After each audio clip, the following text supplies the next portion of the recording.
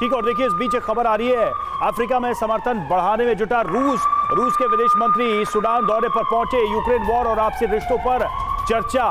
तो अफ्रीका में भी लगातार समर्थन जुटाने की कोशिश, और पिछली बार जैसा हमने देखा था वॉर एक्सरसाइज भी की गई जिसमें चाइना भी शामिल था। तो ये सवाल हमेशा उठता रहा है कि क्या चीन बैटिंग कर रहा है रूस के लिए साउथ अफ्रीका में।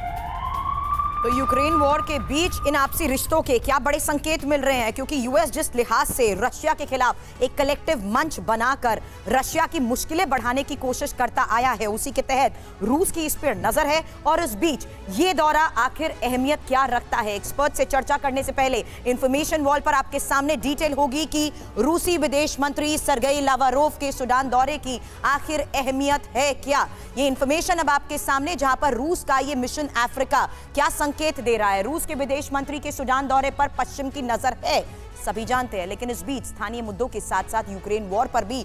ये अपने घर में जो 2 एक्स्ट्रा बेडरूम है उसमें होम स्टे बिजनेस करके महीने का 60,000 कमा रहे हैं। आपको भी ये करना है तो फ्रीडम ऐप को अभी डाउनलोड कीजिए। चर्चा होने की संभावनाएं बनी हुई हैं। महत्वपूर्ण ये भी है कि किस तरीके से सूडान से रूस को समर्थन कितना अहमियत साबित रख सकता है। हालांकि अफ्रीकी देशों में समर्थन बढ़ाने में रूस को मदद जरूर मिल सकती है।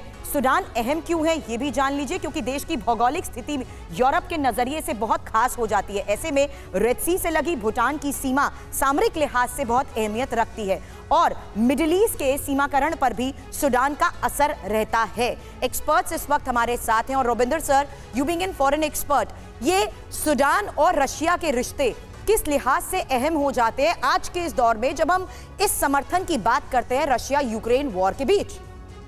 देखिए, प्रैक्टिकली देखा जाए तो सूडान का कोई ना वजन है, ना इकोनॉमिक हेफ्ट है, ना कुछ है, बट यह स्ट्रेटेजिक लोकेशन है। ओवरऑल बात यह है कि रशिया अब रियलाइज कर चुका है कि उसको यूरोप से कट ऑफ हो रहा है, और रशिया को अपने जो रिश्ते बनाने हैं, अपना जो इन्फ्लुएंस बनाना है, अब अफ्रीका और एशिया में बनाना है।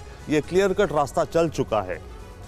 अफ्रीका में कुछ और देश भी है, माली फॉर एग्जाम्पल, जहाँ पे फ्रेंच ट्रूप्स थे, उन्होंने इसी हफ्ते कहा है उन फ्रेंच ट्रूप्स को कि आप वापस बाहर जाइए, हमें रशियन वहाँ पर ऑलरेडी जो उनकी सरकार को सपोर्ट कर रहे हैं। बुर्किना फासो, तो कुछ ऐसे देश हैं जहाँ पे रशियन मिलिट्री का प्रेजेंस है।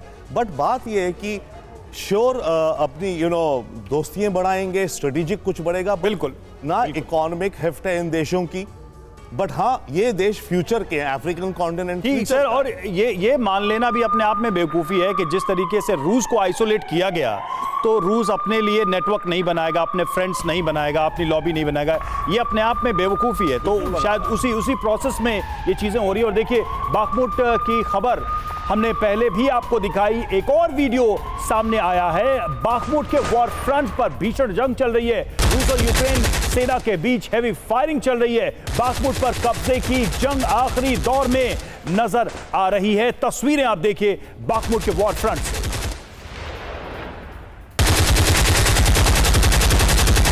सर ये बाखमुट प्रोलॉन्ग क्यों हो रहा है?